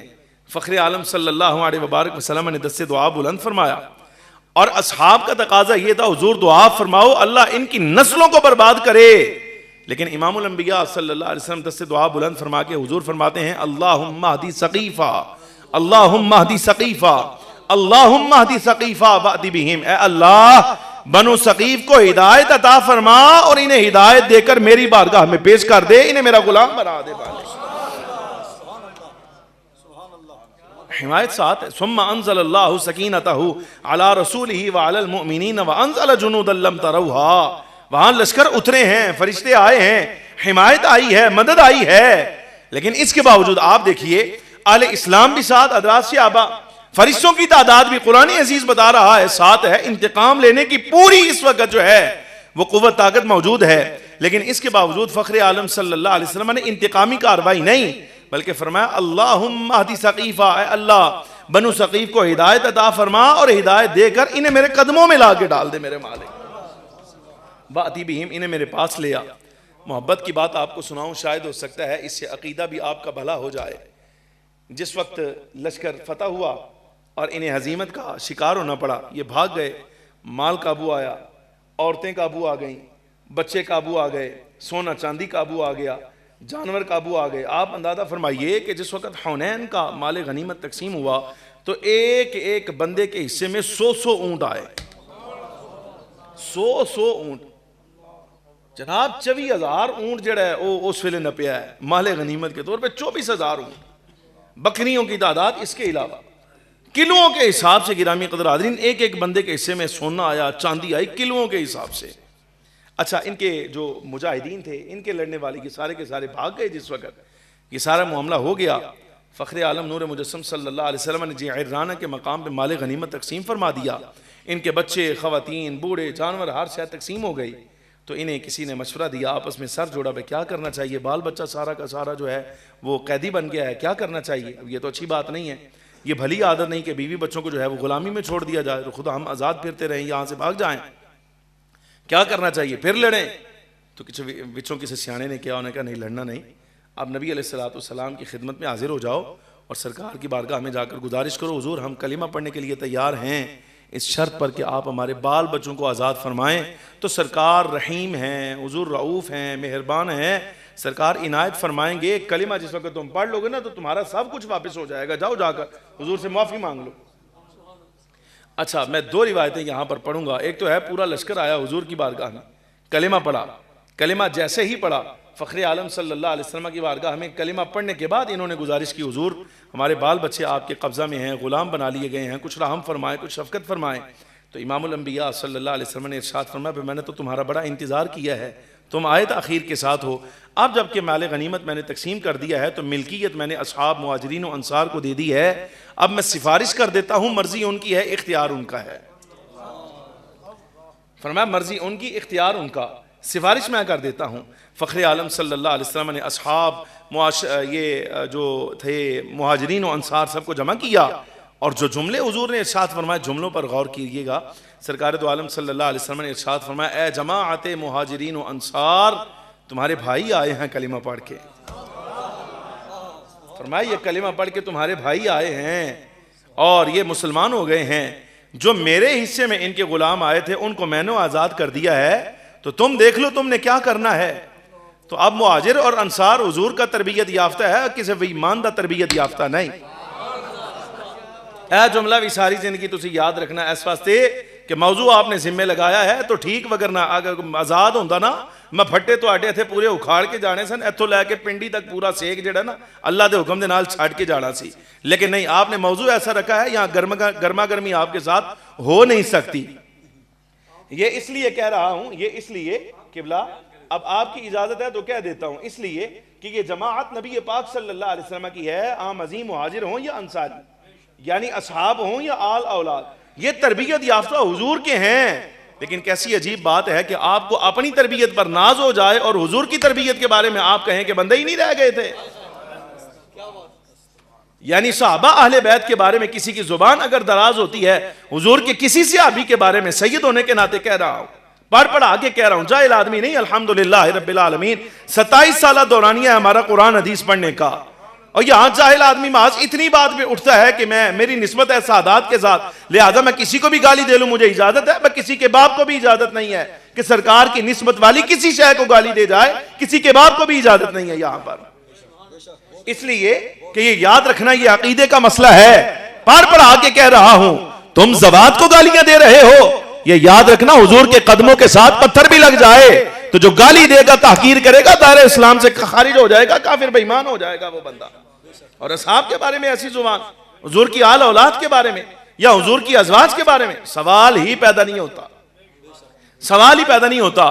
اس سے زیادہ سخت لفظ میں کہنا نہیں چاہتا، مگر نہ مسئلہ خراب ہو جائے گا، ہم نے تقریر کر کے چلے جانا ہے، بعد تو آڈے واسطے سائے صاحب واسطے مسئلہ بن جانا ہے کہ تو بلایا یہ بندہ، لیکن ظاہر ساڑھے نال گل نہیں نہ کرتے، ہمارے سے بات نہیں ہوتی، پھر جانے کے بعد ہوتا ہے جو کچھ بھی ہوتا ہے۔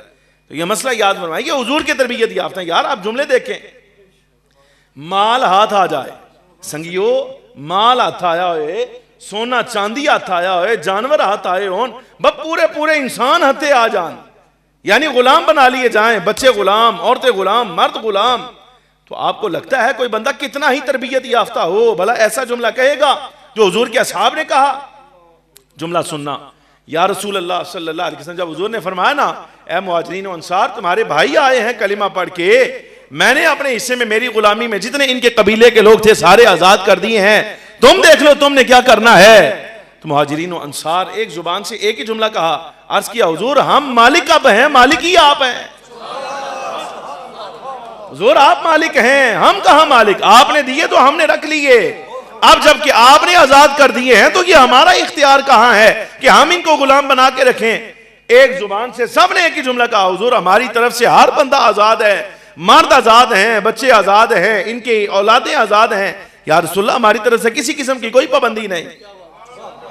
اب اندازہ فرماؤ میں گل کہہ رہا ہوں یار تہاڈی میری حیثیت کوئی نہیں، مسئلہ سمجھو ذرا اس بات میں۔ اب جو اگلی روایت پڑھنے لگا ہوں اسی مقام کی، یہ بھی تعمیر شخصیت کا حصہ ہے، اس لیے کہ عقیدہ بھی تو شخصیت کا حصہ ہوتا ہے نا، جہاں عمل تمہارا درست کرنا ہے وہاں نظریہ عقیدہ بھی درست کرنا ہے۔ اب یہ مسئلہ سمجھنا، بھئی آپ کی میری حیثیت ہی کوئی نہیں، نری اتنی بات پہ بندہ پھڑ پھڑائے کہ میرا باپ مسلمان ہے، میری ماں مسلمان ہے، میرے کانوں میں آواز پڑ رہی ہے، یہ سارا کچھ ہوا ہے۔ میں کہتا ہوں تم اپنے آپ کو مسلمان ماں باپ کے ہاں پیدا ہوئے ہو تو اپنے آپ کو قابل فخر سمجھتے ہو اور گالیاں دیتے ہو ان کو کہ جن کے ایمان لانے کے بارے میں اگر کسی نے آ کر کہا نا حضور میں نمازاں 3 پڑھنی ہیں، 2 پڑھتا ہی نہیں تا مسلمان ہونا، فرمایا تو 3 پڑھ لیکن کلمہ پڑھ پہلے۔ یار فرق سمجھو نا، تم اصحاب کو گالیاں دیتے ہو بے ایمان آدمی، کس منہ سے گالی دے رہے ہو؟ یعنی اس ذات کو تم گالی دیتے ہو، حضور کا صحابی ہو یا کوئی بھی نسبتی حضور کا۔ یہ اب آپ اندازہ فرمائیے، سنن نبی داؤد کی روایت ہے یہ، جب حنین فتح ہو گیا مسلمان ہونے کی باری آئی، ایک تو آئی نا پوری جماعت بنو ثقیف کی، ایک بزرگ بندہ آیا اور اس نے آ کر کہا کہ حضور 2 کام ہیں، یہ دونوں میری شرط ہیں، اگر آپ یہ شرط پوری کریں تو کلمہ پڑھوں گا، اس کے بغیر میں کلمہ نہیں پڑھتا۔ فرمایا شرط بیان کر۔ عرض کہ حضور آپ نے فرمایا نمازیں 5 ہیں، فجر، ظہر، عصر، مغرب، عشاء۔ حضور فجر نہیں پڑھوں گا، عشاء نہیں پڑھوں گا، یہ جو درمیان والی 3 ہے نا یہ پڑھوں گا۔ فرمایا دوسری شرط بیان کر۔ کہا حضور زکوٰۃ نہیں دوں گا۔ فرمایا کلمہ پڑھ، تجھے اجازت ہے تو فجر نہ پڑھ، عشاء نہ پڑھ، 3 پڑھ، اور تجھے اجازت ہے کہ زکوٰۃ نہ دے لیکن کلمہ پڑھ۔ اچھا اس نے کلمہ پڑھا، مسلمان ہو گئے۔ نبی پاک صلی اللہ علیہ وبارک وسلم کی بارگاہ میں آ کر بعض اصحاب نے عرض کیا حضور ان کو اجازت ہے ہمیں کیوں نہیں؟ اس لیے نہیں کہ وہ شاید نمازوں سے جان چھڑا رہے تھے، یہ عقیدہ بیان کرنے کے لیے سمجھو، وہ نمازوں سے جان چھڑانے والے نہیں تھے میرے بھائی۔ انہوں نے حضور پر نور سید العالمین صلی اللہ علیہ وسلم سے یہ مسئلہ اس لیے پوچھا تاکہ ساری کائنات کے ہر اس بندے کو معلوم ہو جائے جو سرکار کے بارے میں یہ عقیدہ رکھے کہ حضور کچھ نہیں کر سکتے۔ صرف یہ بیان کرنے کے لیے انہوں نے حضور سے پوچھا یا رسول اللہ یہ اجازت صرف ان کو ہے یا ہمیں بھی ہے؟ فرمایا کہ میرا ذاتی اختیار ہے، اختیار سے کہہ رہا ہوں، کسی کو اجازت نہیں، اس کو اجازت ہے، یہ ظہر نہ پڑھے، عشاء نہ پڑھے، لیکن اے اصحاب تمہارے ذمہ رہا یہ بات یاد رکھنا، سال نہیں گزرے گا یہ دیکھنا خود 5 نمازیں بھی پوری پڑھا کرے گا، زکوٰۃ بھی اگلے سال میرے کہے بغیر لا کر میرے پاؤں میں رکھے گا۔ یہ فرق ہے کہ نہیں؟ اصحاب کے کلمہ پڑھنے میں اور آپ کے میرے کلمہ پڑھنے میں اس مسئلے کو سمجھے بڑا فرق ہے۔ آپ دیکھیں کہ جن کے کلمہ پڑھنے کے لیے نبی علیہ السلام نے معجزات ظاہر کیے ہیں، آپ کے لیے میرے لیے آئے ہی کچھ نہیں۔ آپ کے میرے کان میں اذان کی آواز پڑی ہے، ماں باپ نے پڑھا دیا، بے مسیح اس بارہ پڑھنے جانا تو اس بارہ پڑھنا شروع کر لیا، 6 کلمے مولوی صاحب نے امام صاحب یاد کرا چھڑے تو ہی پڑھنے شروع کر لے، تو ہن نمازوں کے بارے 10 جب فرض ہے تم نے پڑھنی شروع کر دیں۔ یار فرق سمجھو، تم مسلمان ماں باپ کے گھر میں پیدا ہوئے، تمہارے لیے تو آئے ہی کچھ نہیں، اس کے باوجود تم پھڑ پھڑاؤ اور کو بندہ گالیاں دے ان لوگوں کو جن کے مسلمان ہونے کے لیے سرکار نے معجزات دکھائے ہیں۔ یعنی قدرت کا اصول بدلا ہے نبی پاک صلی اللہ علیہ وبارک وسلم نے. کو بندہ ان کو گالیاں دینا شروع کر دے, شرم آنی چاہیے ایسے بندے کو, اپنا قد کاٹ دیکھنا چاہیے کہ کیا باتیں کر رہا ہے, کن کے بارے میں کر رہا ہے.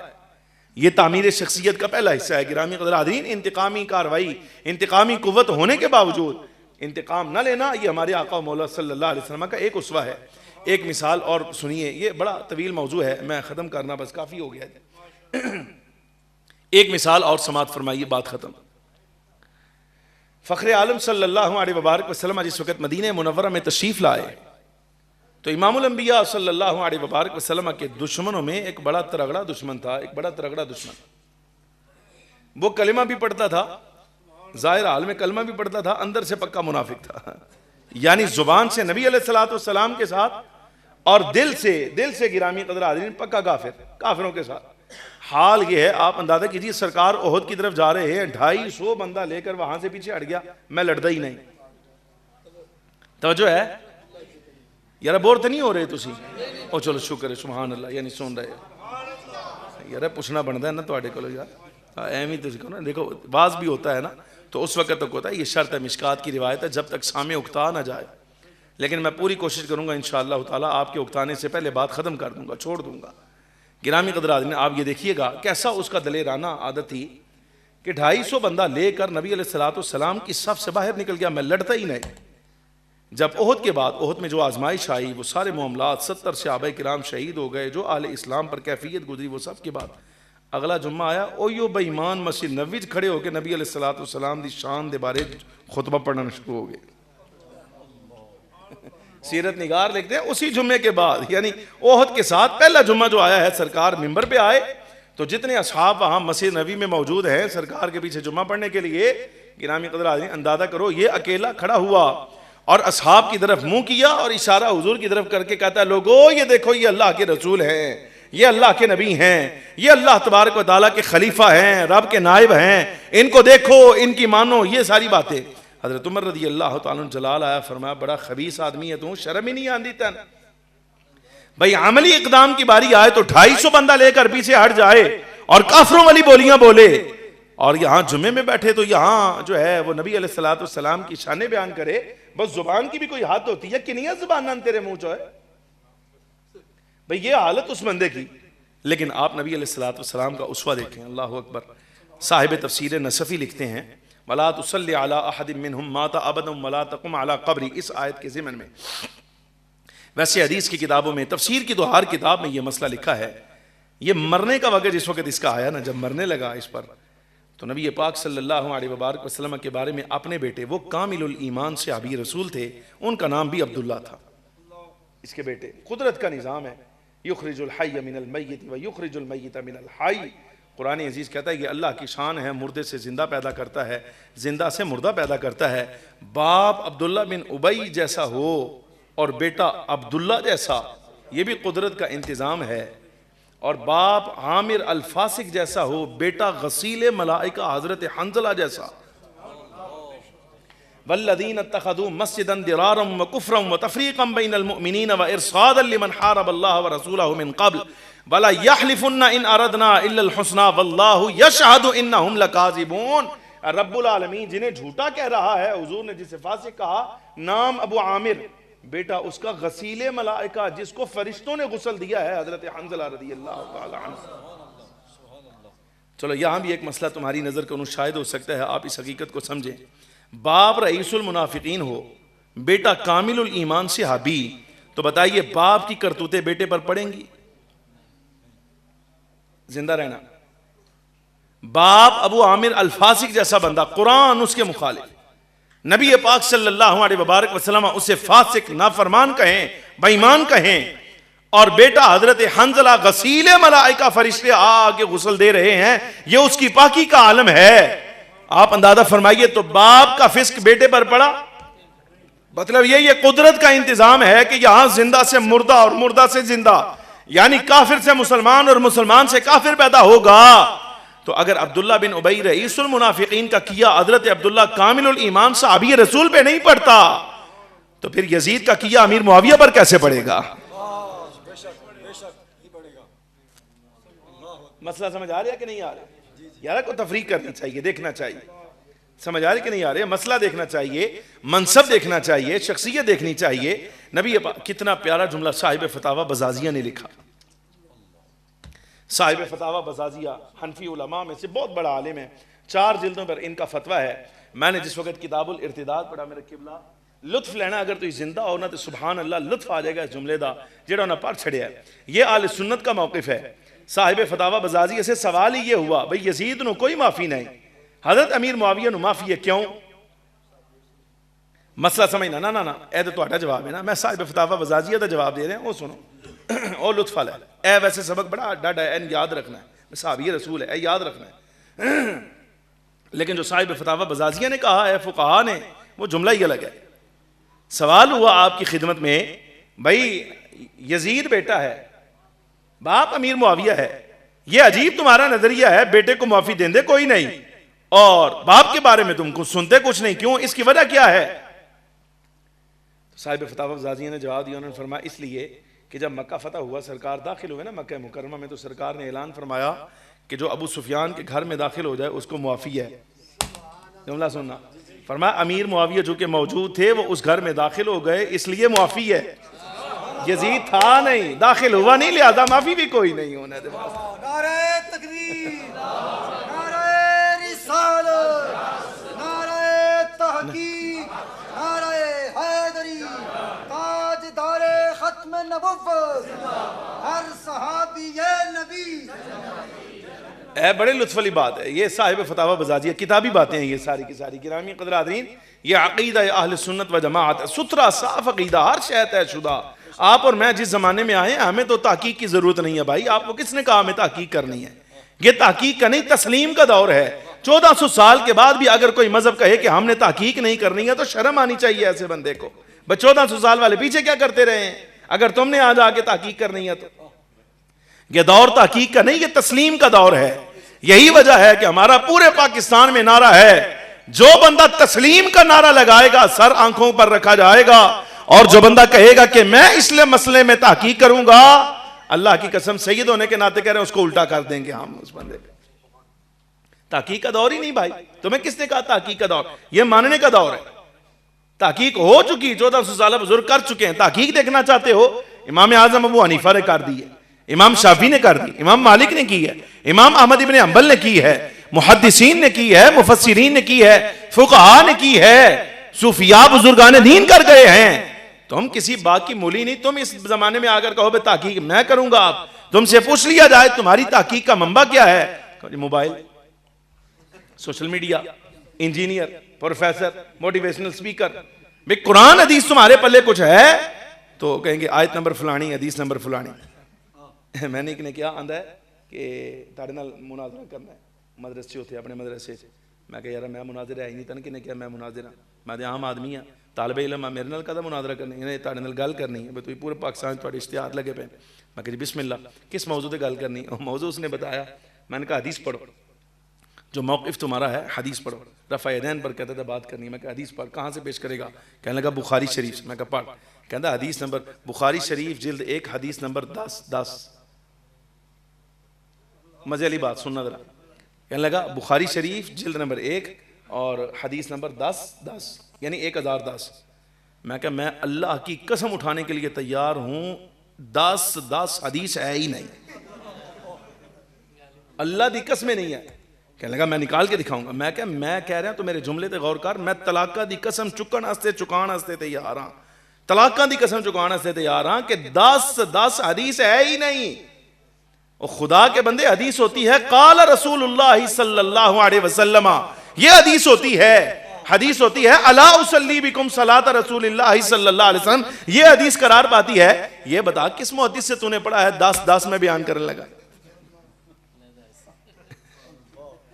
میں کہا بس اور مناظرہ کرنا ہی اتنے کافی. عجیب دور آ گیا. میں اس لیے کہہ رہا ہوں یہ سبق ہے میرا ساری زندگی یاد رکھنا بھائی. تحقیق ہو گئی، ہمارے بزرگوں نے کر دی ہے. مسئلہ سمجھیے دوبارہ آئیے. یہ درمیان میں چلتی ہیں باتیں، تحقیق تفتیش کی مسائل ایسے ہی بیان ہوتے ہیں.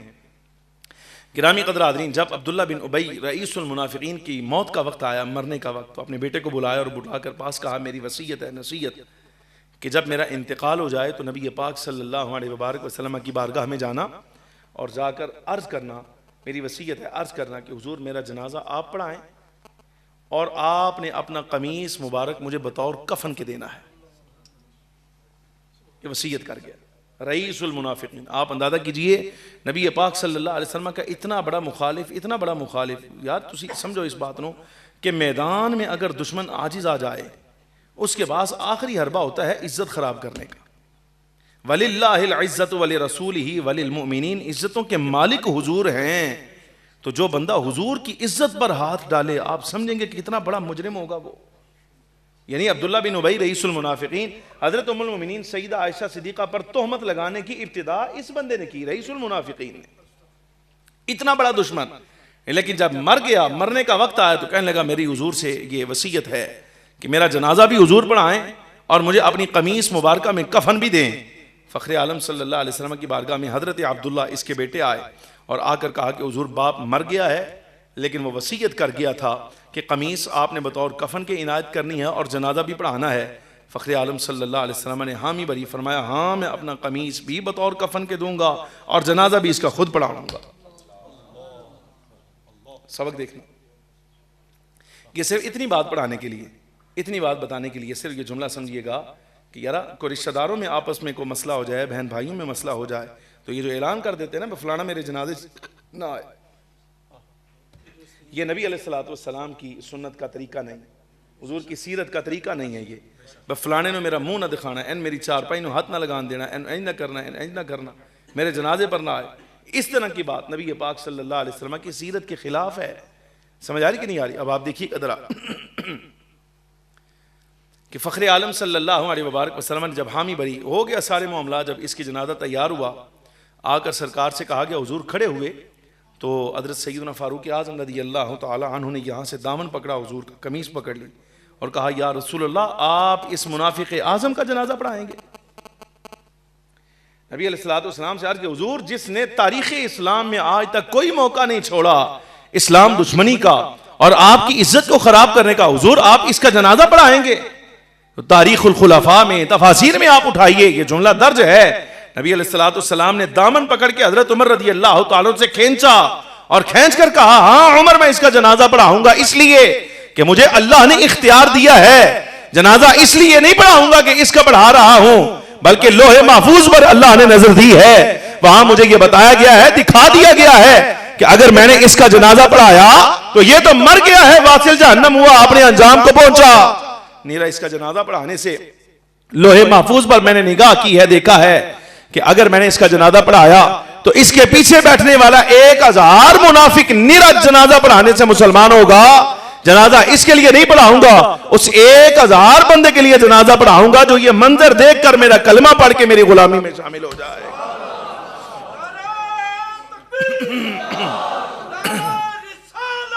یا رسول اللہ صلی اللہ علیہ وسلم یا علیہ. مسئلہ سمجھ آیا کہ نہیں جی؟ اللہ اکبر کبیرہ, اللہ اکبر. نبی پاک صلی اللہ علیہ وسلم جنازہ پڑھایا. جنازہ پڑھا کے ایک روایت میں آتا ہے کہ اس کو دفن کر دیا گیا تھا جب نبی علیہ السلام کا قمیص مبارک پہنچا, یعنی یہ قبر میں اتار دیا گیا تھا, بس اس کی قبر بند کرنا باقی تھا. سرکار دو عالم صلی اللہ علیہ وسلم تشریف لائے اور جو بندے اس کی تدفین پر مقرر تھے حضور نے ان کو فرمایا کہ باہر نکالو اس کو. قبر سے باہر نکالا گیا. فخر عالم صلی اللہ علیہ وسلم نے یہ روایت کے لفظ میں نے خود پڑھے ہیں, امام الانبیاء صلی اللہ علیہ وسلم نے خود اکیلے بغیر کسی کا سہارا لیے اس کی لاش کو اپنے گھٹنوں پر رکھا, گھٹنوں پر رکھ کے اس کے سر کے نیچے ہاتھ رکھا, اپنا لعاب پاک اس کے منہ میں ڈالا, لعاب دہن ڈالا.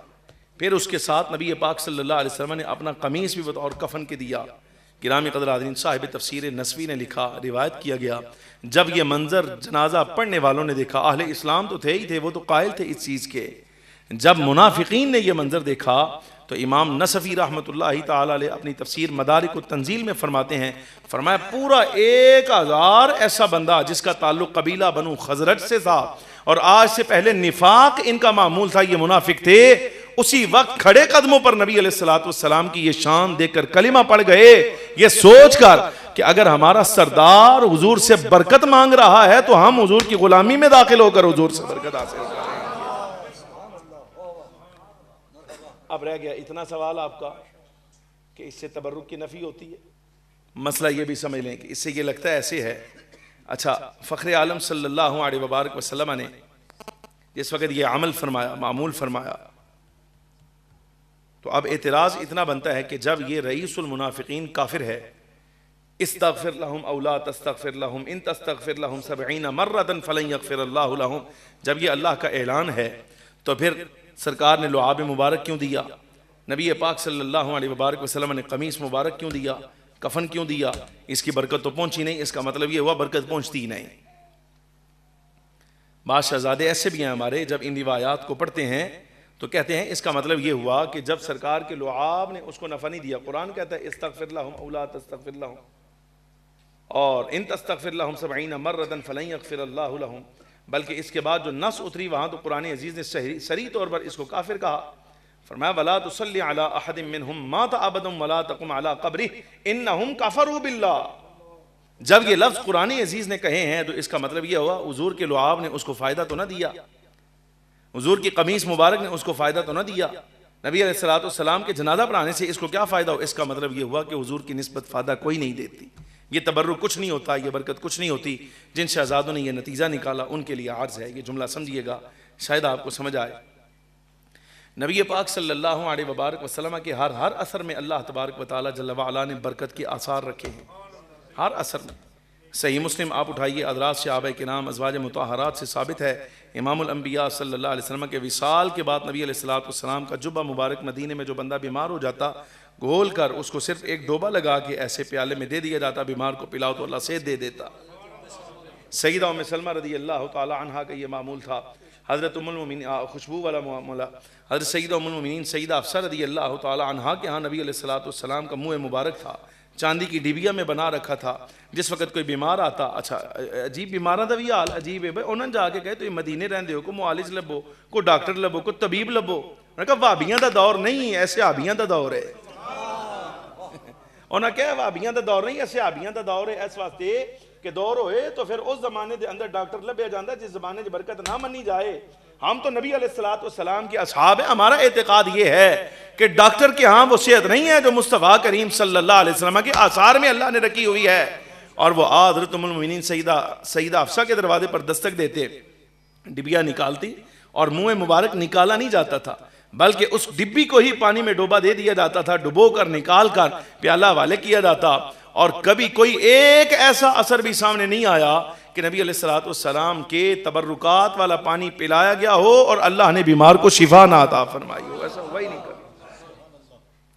اب رہ گیا یہ سوال اتنا بھئی یہاں کیوں نہیں ہوا؟ تو اس کا سادے لفظوں میں جواب دے کر میں بات مکمل کر رہا ہوں.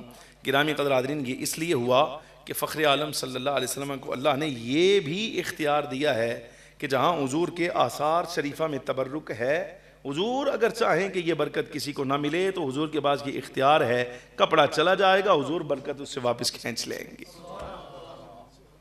یہ مسئلہ یاد فرمائیں، یہ سرکار کا اختیار ہے. نبی علیہ السلام نے جب قمیص مبارک دی ہے تو اس میں سے تبرک نکال کر دی ہے، یعنی صرف لباس اور کپڑا دیا ہے. اس کے علاوہ جو اثر اللہ تبارک و تعالی جل وعلا نے اس میں رکھا ہے وہ فخر عالم صلی اللہ علیہ وسلم نے عطا ہی نہیں فرمایا، لہذا تبرک کا آثار نہیں. گزارش ہے آپ سے صرف اتنی واقعات، بہت سارے ابھی میں آپ کے سامنے عرض کرنا چاہتا تھا، بہت ساری باتیں عرض کرنا چاہتا تھا. حضرت اسامہ بن زید رضی اللہ تعالیٰ عنہ کے احوال آپ کے سامنے میں پیش کرتا، آپ دنگ رہ جاتے کہ امام الانبیاء صلی اللہ علیہ وسلم نے اپنے ماتحتوں کے ساتھ کیسا سلوک فرمایا. اگر اجازت دیں تو 4 لائنوں کی بغیر فائدہ کے صرف ایک روایت پڑھوں، صرف 4 لائن، صرف لفظ سادے. حضرت اسامہ بن زید نبی علیہ السلام کے غلام حضرت زید بن حارثہ کے صاحبزادے ہیں. ان کی والدہ حضرت سیدہ ام ایمن تھی. یہ سیاہ فام حبشیہ خاتون تھی، افریقہ سے ان کا تعلق تھا، اور نبی علیہ السلام ان کو اپنی والدہ فرمایا کرتے تھے. ان کا نکاح حضرت زید کے ساتھ ہوا. حضرت زید بن حارثہ رضی اللہ تعالیٰ عنہ عربی النسل نوجوان، خوبصورت، گھوڑے چٹے. اور سیدہ ام ایمن رضی اللہ عنہ آپ سیاہ فام تھیں، جو کہ آپ کا تعلق افریقہ اور حبشہ کے علاقے سے تھا. حضرت اسامہ بن زید رضی اللہ تعالیٰ عنہ پیدا ہوئے تو آپ کی رنگت چلی گئی حضرت سیدہ ام ایمن پر، اپنی والدہ پر. صاحب عز الغابہ نے لکھا، امام ابن ماجہ نے بھی اس روایت کو نقل کیا. ام المؤمنین عائشہ صدیقہ، اب یہ اثر سمجھیے گا، تعمیر بندہ بنانا ہے نا بھائی حضور کی سیرت کی روشنی میں، تو آپ یہ دیکھیے گا نبی علیہ السلام کا معمول کیسا ہے. حضرت اسامہ بن زید رضی اللہ تعالیٰ عنہ چھوٹی عمر تھی، سرکار کی بارگاہ میں حاضر ہو رہے تھے، ام المؤمنین سیدہ عائشہ صدیقہ فرماتے ہیں تو باہر ٹھوکر لگی، گر گئے، اور ایسا زبردست گرے کہ آپ کا یہاں سے نا کوئی چہرہ مبارک کا کوئی حصہ پھٹ گیا، وہاں سے خون نکلنا شروع ہو گیا۔ نبی پاک صلی اللہ علیہ وبارک وسلم نے فوراً، حضور فرماتے ہیں مجھے فرمایا امیتی عنہ العزا، امیتی عنہ العزا، اے عائشہ اٹھو، فوراً اسامہ کو اٹھاؤ اور اس کے چہرے پر جو گرد و غبار لگا ہے گرنے کی وجہ سے، جو خون نکل رہا ہے، اس کو صاف کرو۔ حضرت ام المؤمنین فرماتے ہیں گویا میرے دل میں ناگواری آئی، سیاہ فام تھے، رنگ والدہ پہ گیا تھا، تھے بچے اور غلام زادے تھے، غلام کی اولاد، والدہ بھی غلام تھیں، والد بھی غلام تھے۔ ام المؤمنین صاحبہ فرماتی ہیں میرے دل میں کچھ ناگواری کے آثار آئے، تو جس وقت سرکار نے میرے چہرے پر دیکھا کہ میرے چہرے پر ناگواری کے آثار ہیں، نبی علیہ السلام نے دوسری مرتبہ مجھے کہا نہیں، حضور خود کھڑے ہو گئے، میں سرکار کھڑے ہوئے اور میں نے دیکھا نبی علیہ السلام اتنی تیزی سے حضرت اسامہ کی طرف دوڑے، ابھی بچپن میں ہیں، حضرت اسامہ بھی بچپن میں ہیں، کہ سرکار اتنی تیزی سے دوڑے۔ نبی علیہ السلام نے جو چادر مبارک لے رکھی تھی وہ اتنی بڑی تھی، آپ فرماتی ہیں ام المؤمنین فرماتی ہیں کہ سرکار کی چادر کا ایک کونا زمین کے ساتھ ایسے مس ہوتا جا رہا ہے، حضور نے اس کا خیال نہیں فرمایا، بلکہ فوراً حضرت اسامہ کو اٹھایا، اپنی گود میں بٹھا کر اپنے ہی دامن کے ساتھ نبی علیہ السلام نے چہرہ صاف کیا، چہرے سے غبار ہٹائی، خون صاف کیا، چہرہ مبارک صاف کر کے پھر محبت کا جو جملہ حضور نے کہہ دیا ہے، اللہ کی قسم اس سے بڑا جملہ مجھے تعریف کا، محبت کا، شفقت کا باخدا کبھی کسی کے لیے نہیں ملا جو سرکار نے حضرت اسامہ کے لیے کہا۔ سنیے، شاید آپ دنگ رہ جائیں گے، یہ کتاب النکاح سنن ابن ماجہ کی روایت ہے، نبی پاک صلی اللہ علیہ وسلم نے ارشاد فرمایا اے کاش اسامہ لڑکی ہوتا، لو کانت اسامہ جاریۃ، اے کاش اسامہ لڑکی ہوتا، اے کاش اسامہ لڑکی ہوتا، یہ سرکار کے لفظ ہیں، حضور فرماتے ہیں اے کاش اسامہ لڑکی ہوتا تو میں اس کو لڑکیوں کی طرح کپڑے پہناتا، میں اس کو لڑکیوں کی طرح زیور پہناتا، حتیٰ کہ دنیا میں مشہور ہو جاتا کہ جیسے یہ لڑکی زیور اور لباس پہنتی ہے ایسا لباس اور زیور ہی کسی کا نہیں۔ غلام زادوں کے ساتھ محبت، اللہ اکبر، حب رسول اللہ صلی اللہ علیہ وسلم، یہ آپ کا لقب ہے، رسول اللہ کے محبوب۔ اور شفا شریف کی یہ روایت حضرت فاروق اعظم کا دور تھا، یہ دیکھو یہ غلام زادوں، غلاموں کی نسل کے ساتھ یہ حضور کا پیار ہے۔ قاضی ایاز مالکی رحمۃ اللہ علیہ شفا شریف میں لکھتے ہیں حضرت عمر رضی اللہ تعالیٰ کا دور تھا، آپ مسجد میں بیٹھے تھے، نماز وغیرہ ہو چکی تھی، حضرت عمر سے آگے ایک نوجوان بیٹھا تھا، بڑا خوبصورت لباس، انتہائی خطرہ لباس، میں کبھی کبھی اس لباس کے بارے میں سوچتا ہوں تو میں دنگ رہ جاتا ہوں کہ کیسا وہ لباس ہوگا اور کیسا منظر، سرکار کا دور، خلیفہ حضرت امیر المومنین فاروق اعظم رضی اللہ تعالیٰ، جوان آگے بیٹھا ہے، نو عمر ہے، کھڑا ہوا نا وظائف وغیرہ نماز کے بعد وظائف اوراد کر کے تو کھڑے ہو کے یہ چادر ہوتی ہے نا تو ایسے جھاڑی، وہ جھاڑنے سے جو آواز پیدا ہوئی نا، حضرت فاروق اعظم رضی اللہ تعالیٰ مسجد نبوی میں ادب کا بڑا خیال رکھتے، بہت خیال رکھتے تھے، تو آپ نے فوراً ایک کنکر اٹھایا، دور حضرت عبداللہ ابن عمر بیٹھے تھے، ان کو نا کنکر مارا، انہوں نے دیکھا نا تو فرمایا، اشارہ کر کے بلایا، پاس بلا کے نا تو کان میں پوچھا اے منڈا کون ہے، آسان اے منڈا کون ہے، فرمایا حضور یہ محمد بن اسامہ بن زید ہے، یہ زید بن حارثہ کا پوتا اور اسامہ بن زید کا بیٹا، یہ ابا جی اے محمد بن اسامہ بن زید، فرمایا معاف کیا، ہوئے فرمایا معاف کیا، اجی ابا جی کی مطلب معاف کیتا، فرمایا اگر اس کی جگہ کوئی اور ہوتا نا تو ایسی سزا دیتا، اس کو پتہ چل جاتا سرکار کی مسجد میں کپڑا جھاڑنے کی آواز، حضور کی مسجد میں ادب نہیں آتا۔ اچھا یہ جملہ کہا نا جس وقت، تو اس کے بعد کہا کہ اچھا اگر کوئی اور ہوتا تو اس کو جھاڑ، ان کو کیوں نہیں، فرمایا ان کو کیوں نہیں، یہ بیٹا پوچھ رہا حضرت عبداللہ ابن عمر رضی اللہ تعالیٰ عنہ، ان کو کیوں نہیں، فرمایا عبداللہ تجھے نہیں معلوم، میں نے دیکھا ہے حضور اس کے باپ کے ساتھ بڑی محبت فرماتے تھے، کیسی محبت فرماتے تھے، کہا میں نے اپنی آنکھوں سے یہ منظر دیکھا ہے، نبی پاک صلی اللہ علیہ وسلم اسامہ بن زید حضور کی گود میں ہوتے، نبی علیہ السلام خود اپنے صافے سے اسامہ بن زید کا ناک پہنچا کرتے تھے، حضور اتنی محبت ان سے فرماتے تھے، اور اگر کوئی بندہ آگے بڑھتا نبی علیہ السلام کو یہ کہنے کے لیے حضور ہم کر دیتے ہیں تو حضور قبول نہیں فرماتے تھے، اتنی محبت حضور فرماتے تھے۔ آج اس لیے چھوڑ رہا ہوں باخدا یہ بعد میں پیدا ہوا ہے، یہ تابعی ہے، یعنی سرکار کا دور انہوں نے دیکھا نہیں ہے، نام محمد ہے، لیکن میں قسم اٹھا کر کہتا ہوں اگر یہ حضور کے زمانے میں پیدا ہوتا تو اللہ کی قسم حضور اس کے ساتھ بھی ویسی ہی محبت فرماتے جیسے اس کے باپ اسامہ بن زید کے ساتھ حضور محبت فرمایا کرتے تھے۔ گرامی قدر حاضرین، غلام زادوں کے ساتھ محبت، نبی پاک صلی اللہ علیہ وسلم غلاموں کی اولاد کے ساتھ ایسی محبت، یہ فخر عالم صلی اللہ علیہ وسلم کا اسوہ ہے۔ حضور کی سیرت پڑھیے گرامی قدر حاضرین، اس سے کامل سیرت اور کوئی نہیں اللہ تبارک و تعالیٰ نے رکھی۔ دعا فرمائیے اللہ تبارک و تعالیٰ جل وعلا تعمیر سیرت النبی صلی اللہ علیہ وبارک وسلم کی روشنی میں ہمیں اپنے کردار کی تعمیر کی توفیق عطا فرمائے، اور جو کچھ میں نے آپ کے سامنے عرض کیا ہے برکت کے لیے اللہ دنیا آخرت میں ہمیں اس پر عمل کرنے کی توفیق عطا فرمائے، اس کو اپنی بارگاہ میں قبول فرمائے۔ اور یہ میری آپ کے ساتھ پہلی ملاقات ہے، کوئی لفظ اگر سخت لگا ہو تو اللہ کی قسم صرف عقیدے کی غیرت کی وجہ سے کہا ہے، ذاتی اس میں میرا کسی قسم کا کوئی فائدہ نہیں، صرف آپ کا عقیدہ اور ایمان محفوظ کرنے کے لیے کوئی سخت لفظ اگر میں نے کہا ہے تو اسی وجہ سے کہا، اسی لیے اس کے علاوہ کچھ نہیں۔ بس اہل سنت پر استقامت اختیار فرمائیے، ہمارے اصول مقرر ہیں، ہمارے فروع مقرر ہیں، ہمیں کسی نئی تحقیق کی ضرورت ہے ہی نہیں، اس لیے کہ صحابہ، تابعین، محدثین، مفسرین